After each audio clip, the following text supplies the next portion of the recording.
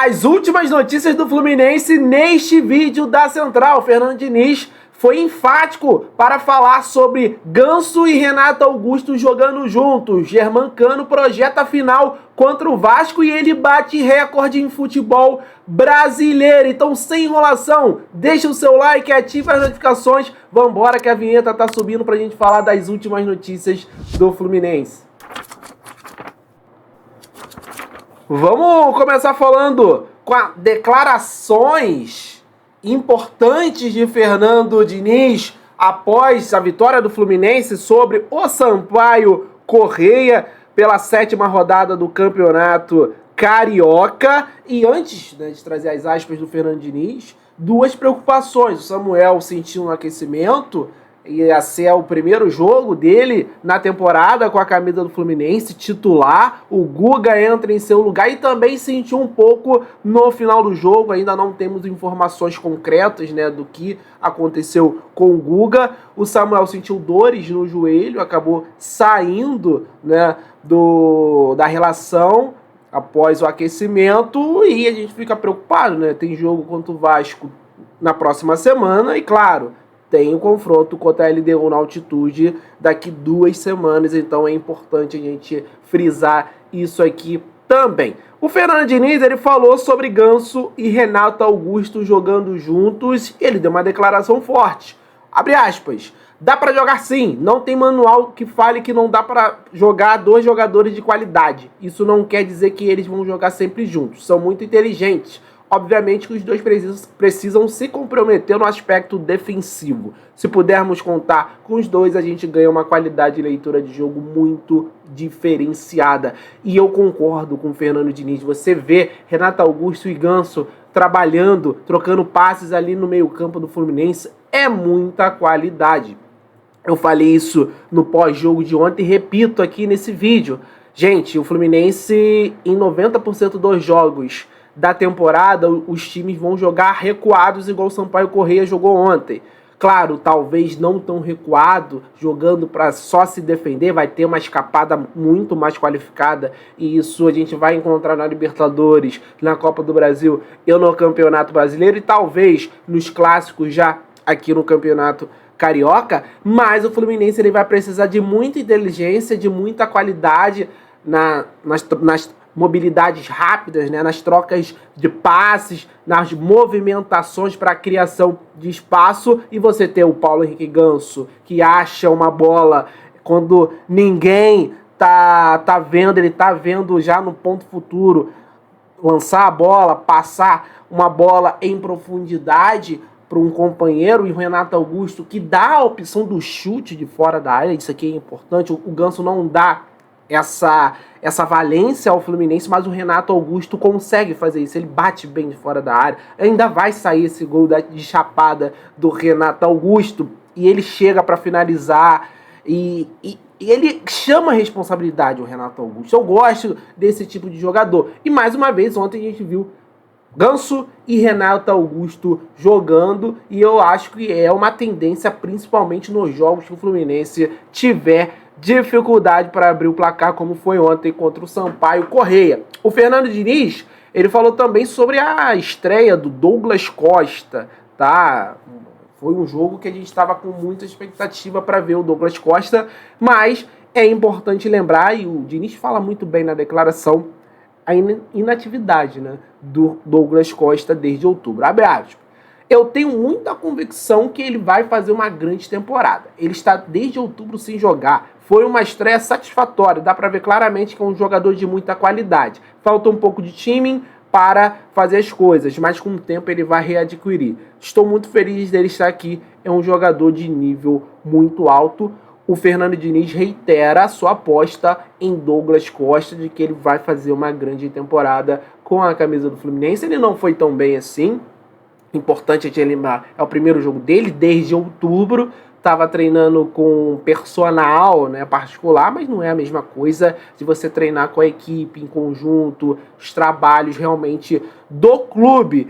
E o Douglas Costa já mostrou algumas credenciais e talvez o Fernando Diniz já deu mostra de onde que quer utilizá-lo. Ele entra no lugar do Keno, mas entra lá na direita, o John Arias cai pela esquerda. Então a gente pode ver novidades na equipe do Fluminense, principalmente quando o Douglas Costa estiver em campo, ele entrando lá no lado direito, o Arias vindo para o lado esquerdo. Douglas Costa também já jogou pelo lado esquerdo, né, no Bayern, na Juventus também, não é um problema o Douglas Costa jogar no lado esquerdo, mas o Fernando Diniz aparentemente dá preferência para ele jogar pelo lado direito. Também espero uma grande temporada do Douglas Costa. E o Renato Augusto, ele falou um pouquinho sobre jogar com Ganso. Aí é uma declaração, né, de craque para craque, né? Uma declaração muito forte também que eu gostei muito. Abre aspas.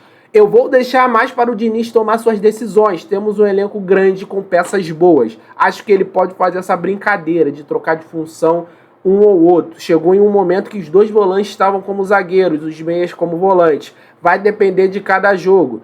A partida te diz muita coisa e você tem que ter leitura para mover as peças. Me sinto confortável perto de craque. É um jogador acima da média, então temos que sugar o que ele tem de melhor. Avaliou o Renato Augusto, uma declaração importantíssima sobre Paulo Henrique Ganso, sobre jogar ao lado do Ganso. O Diniz confirma que não vê problema nenhum em ambos jogarem juntos. E para finalizar essa pauta aqui, eu vou botar a classificação do campeonato carioca, gente, porque o Fluminense, ele é líder isolado, 7 jogos, 5 vitórias, 2 empates, nenhuma derrota. Fluminense e Flamengo são os clubes invictos. O Flamengo tem um jogo a menos que vai cumprir nesse sábado contra o Volta Redonda, pode chegar a 15 e a gente pode ter aquela disputa da Taça Guanabara novamente em 2024, assim como foi em 2023. O Nova Iguaçu também está muito bem, 14 pontos, 7 jogos, 4 vitórias, já enfrentou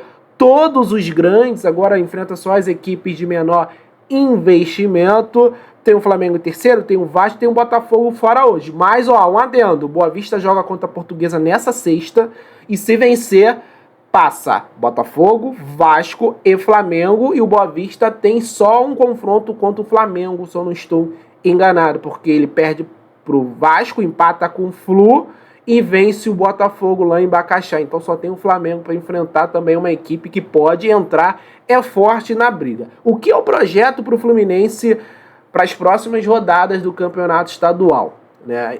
Aí esse é o cenário mais pessimista. Vamos supor que o Fluminense não ganha nenhum clássico, bate na madeira, isso não vai acontecer, o Fluminense vai ganhar todos os clássicos. Mas no pior cenário, o Fluminense, ele vence o Madureira, que é uma equipe de menor investimento, vai a 20 pontos. Acho muito difícil alguma equipe fora do... Talvez o Botafogo, mas o Fluminense tem confronto direto com o Botafogo, e o Botafogo também tem outro clássico, outro Vasco. Eu acho difícil as equipes que estão fora no G4 hoje atingirem 20 pontos, por exemplo. Estão faltando 4 jogos, 12 pontos de disputa. O Botafogo tem 11. O Botafogo, no máximo, pode ir em 23. Ele tem que ganhar 4 jogos, sendo 2 clássicos. Eu acho muito difícil. Então, já projeto o Fluminense se classificando ali contra o Madureira e disputando o título, confirmando o título contra o Flamengo. E se ganhar o Vasco, aí sim, né? O Fluminense ganha o Vasco, ganha o Madureira. Para mim, o Fluminense, talvez...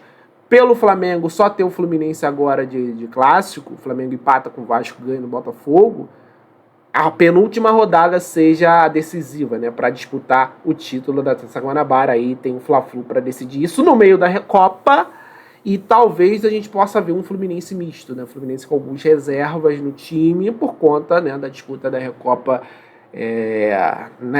nessas semanas aí antecedendo o Fla-Flu. Então a minha projeção é essa. Quero a opinião da galera que está assistindo esse vídeo, mas vamos que tem mais informações nesse vídeo da Central Fluminense.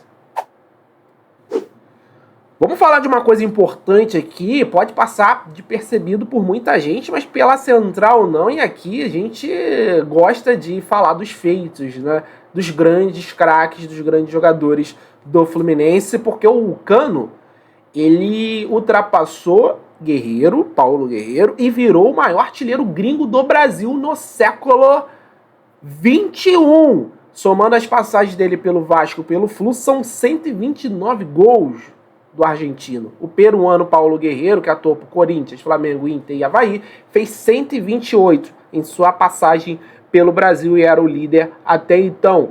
Olha o top 5 aí, Germancano com 129 gols, Paulo Guerreiro com 128, Arrascaeta com 112, Petkovic com 111 e Marcelo Moreno com 102 gols. E o Germancano, após a partida de ontem, ele falou sobre o confronto contra a LDU e projetou o clássico contra o Vasco. O homem está sedento aí, o próximo jogo que é o mais importante segundo ele. Abre aspas pro Germancano. Ainda não pensamos na LDU, temos que ganhar condição física, trabalhar no dia a dia. Temos vários jogos antes de fazer nossa primeira final, no momento certo vamos falar da LDU, agora é descansar e pensar no Vasco. E completou, vai ser um jogo muito complicado, o Vasco se reforçou bem, é um time qualificado, vai ser uma final, pois é clássico, vamos caprichar e fazer o que Fernando pede para poder ganhar, e é absurdo o Germancano, né, gente? Ele tá indo para sua terceira temporada no Fluminense, e ele já tá beirando os 100 gols, gente. Cara, que absurdo de jogador é o Germancano. A gente tá no início de temporada e olha que ele tá perdendo alguns gols que não costuma perder. 2 jogos de Germancano, 2 gols e uma assistência. A fase ruim do Cano é fazendo 1 gol por jogo, tá? Tá bom pra vocês? Mas a gente espera muito do Germancano para essa temporada. Acredito que ele vai entrar, né, tá só esquentando, ele vai entrar no seu comum, que é fazer um caminhão de gols, esses gols perdidos aí, já é praxe dele, né, nos inícios de temporada, voltando de férias, aquela coisa, recuperando a forma técnica, a forma física, mas o gol de ontem você já vê o nível de dificuldade, perna canhota, a bola no alto. Então ele já está começando a esquentar e vai dar muitas alegrias para a torcida do Fluminense nessa temporada. E é importante ele falar sobre o clássico contra o Vasco. O Fluminense, nos últimos 2 jogos contra o Vasco, não venceu nenhum. Perdeu ano passado no Brasileirão por 4-2, uma derrota que não caiu bem na torcida do Fluminense. A gente sabe de toda a rivalidade que a torcida do Flu tem com a torcida do Vasco, é uma rivalidade que cresceu muito no século XXI, então é importante, tá? O Fluminense vencer o Vasco, porque o Fluminense é superior ao Vasco e está disputando o título da Taça Guanabara e Campeonato Carioca, e a gente pode complicar também a vida do Vasco na competição. Eu falei na classificação ali, que tem o Botafogo fora, Nova Iguaçu brigando bem, o Boa Vista pode entrar nessa briga. Cara, o Fluminense vencer todos os seus clássicos, tem 3. Ele pode complicar todos os seus rivais aí nessa vaga, principalmente Vasco e Botafogo, pela disputa por uma vaga nas semifinais do Campeonato Carioca. E para mim é questão de honra também vencer tanto o Vasco e ser campeão contra a LDU. Obviamente, mas valeu demais esse recorde do Cano e também essas declarações dele, muito focado nos próximos jogos do Fluminense. Seguimos aqui com as informações do Fluminense. Pessoal, vamos agora no abraço aqui, a galera que está sempre comentando nos nossos vídeos, sempre interagindo. Eu adoro mandar um abraço para vocês. Ó, Francisco Cesário, Nova Friburgo, Rio. Valeu, um abraço para você. Altair de Mesquita, aqui do Rio, também. Enivaldo, de Cariacica, Espírito Santo. Thierry, de Santo Antônio de Jesus, na Bahia. Pro Assis, de Manaus, Amazonas. Pro Antônio Carlos, de Bacabal, no Maranhão. Pro Antônio, de Laguna, Santa Catarina. Reginaldo Eduardo, de Conceição de Macabu. E pro José Elias, de Santa Catarina. Valeu demais, galera. Ó, não esquece de deixar o like nesse vídeo. Você que tá assistindo até agora. Tem mais informações do Fluminense. E na descrição, no comentário fixado, vamos lá, comentário fixado, tem um link do nosso Instagram, segue a gente lá para você ter acesso a conteúdos exclusivos. E na descrição a gente criou um canal no WhatsApp, onde a gente te atualiza das principais notícias do Fluminense. Clica aí para você não perder nada que a gente trazer de exclusivo e nada que sair do Fluminense. Então acesse aí e clica em seguir para você ficar nos seguindo e receber atualizações no status do seu WhatsApp das últimas notícias do Fluminense, novidade aqui na Central Fluminense. Vamos para mais uma informação aqui que é importante para você, torcedor tricolor.